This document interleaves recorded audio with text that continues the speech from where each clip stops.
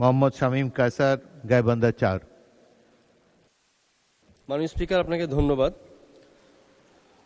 মাননীয় স্পিকার, আমি আজকে কার্যপ্রণালী বিধির মধ্যে সিদ্ধান্ত প্রস্তাবে এই সংক্রান্ত আলোচনা আছে।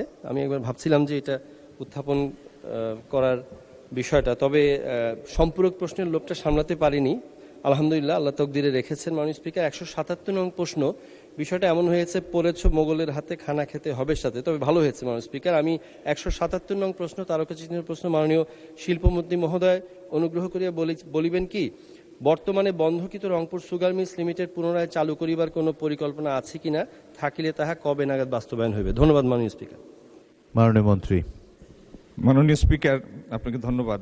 আপনার মাধ্যমে সদস্যকেও ধন্যবাদ। তারকা চিহ্নিত প্রশ্ন 177-এর উত্তর হচ্ছে যে রংপুর সুগার মিলস পুনরায় চালুর পরিকল্পনা আছে, কিন্তু এটি অর্জন করাটা অনেক কঠিন। লোকসান ও রক্ষণাবেক্ষণ ব্যয় হ্রাসের লক্ষ্যে 2020-21 সনে আমাদের 15টা চিনিকলের মধ্যে, বাংলাদেশে স্থাপিত 15টা চিনিকলের মধ্যে 6টা বন্ধ করে দেয়া হয়, এবং সেটার মূল কারণটা ছিল আখের অভাব। তো আখের অভাবের কারণে এখানে উৎপাদন ব্যয় অগ্রহণযোগ্য মাত্রায় বেড়ে গিয়েছে। আমাদের যে চালু মিলগুলি আছে সেখানে উৎপাদন ব্যয় পড়ে প্রায় 260 টাকার মতো প্রতি কেজি। তো তারপরেও যদি আখ প্রাপ্তি নিশ্চিত করা যায়, আখ প্রাপ্তি সাপেক্ষে আমরা এই মিলগুলি চালু করতে চাই। ধন্যবাদ মাননীয় স্পিকার। মাননীয় সদস্য মোহাম্মদ শামীম কায়সার, একটি সম্পূরক প্রশ্ন করুন। মাননীয় স্পিকার, আপনাকে ধন্যবাদ। আজকের সিদ্ধান্ত প্রস্তাবে তো আসবে এটা, এখানে যে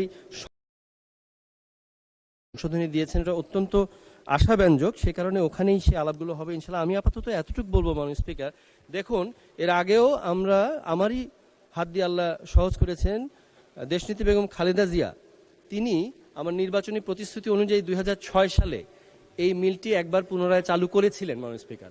পরবর্তীতে প্রশ্ন করুন মাননীয় সদস্য, প্রশ্নটা কি? প্রশ্ন করুন। জি মাননীয় স্পিকার, ওই প্রশ্নটা জাস্ট 2 সেকেন্ড মাননীয় স্পিকার। তো ঘটনা হয়েছে কি, ফ্যাসিস্ট আমলে তারা এটা আবার লস করে বন্ধ করেছে। তো আমি মাননীয় মন্ত্রী মহোদয়কে এটা অনুরোধ করব যে এরকম কি সুযোগ আছে যে আমাদেরকে একটু অ্যাকাউন্টেবল করুন। আমরা যেরকম উপজেলা প্রশাসনের ওখানে আমরা মুখ্য উপদেষ্টা আছি, তো এই ধরনের মিলগুলো আমরা চালু করব আর ভিতরের ব্যুরোক্রেসি বা অন্যান্য কোনো সমস্যার কারণে এটা বারবার বন্ধ হবে, এটা তো হয় না। যেমন ওই অ্যামেজিং স্পাইডারম্যানের পিটার পার্কার বলছে, with great power comes great responsibility.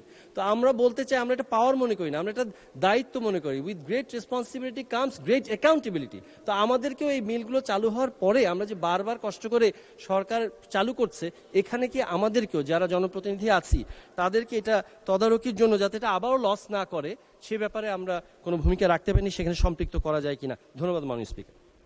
মাননীয় মন্ত্রী। মাননীয় স্পিকার, আপনার মাধ্যমে প্রশ্নকর্তা সদস্যকে ধন্যবাদ। আপনার এই যে বন্ধ মিলটি চালু করার আকুতি এবং এটাকে লোকসান থেকে বের করার আকুতি, এই জন্য আপনাকে অনেক অনেক ধন্যবাদ। কিন্তু মুশকিল হচ্ছে আমাদের সুগার মিলগুলি অনেকগুলি কারণে লোকসানে পড়েছে। একটা হলো, একটা মিল এটা যদি ব্রেক ইভেনে রেখে চালাতে হয় তাহলে যে পরিমাণ কাঁচামাল দরকার, আখ দরকার, সেই পরিমাণ আখের অ্যাভেলেবিলিটি নাই এখন বাংলাদেশে। দ্বিতীয়ত, এই মিলগুলি এক একটা প্রতিষ্ঠা হয়েছে মিড 50s-এ, যে কারণে মিলের বয়স এক একটার 70-75 বছর, এবং মিলের যন্ত্রপাতিগুলির ইকোনমিক লাইফ অনেক আগেই অতিক্রান্ত হয়েছে। আমি আরেকটা জিনিস বলি, মাননীয় সদস্যের ইগারনেস দেখে আমি এটা অ্যাপ্রিসিয়েট করছি। আমাদের এখানে আখের এক্সট্রাকশন রেট হচ্ছে 5.5%, 5.5%।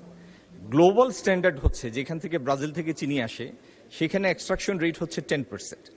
এই জন্য বিভিন্ন কারণে এই মিলগুলি আবার লাভজনক মিলে পরিণত করা খুব একটা দুরূহ একটা ব্যাপার। এগুলি নিয়ে আমরা কাজ করছি এবং আপনার কনসার্নের জন্য অসংখ্য ধন্যবাদ। ধন্যবাদ মাননীয় স্পিকার।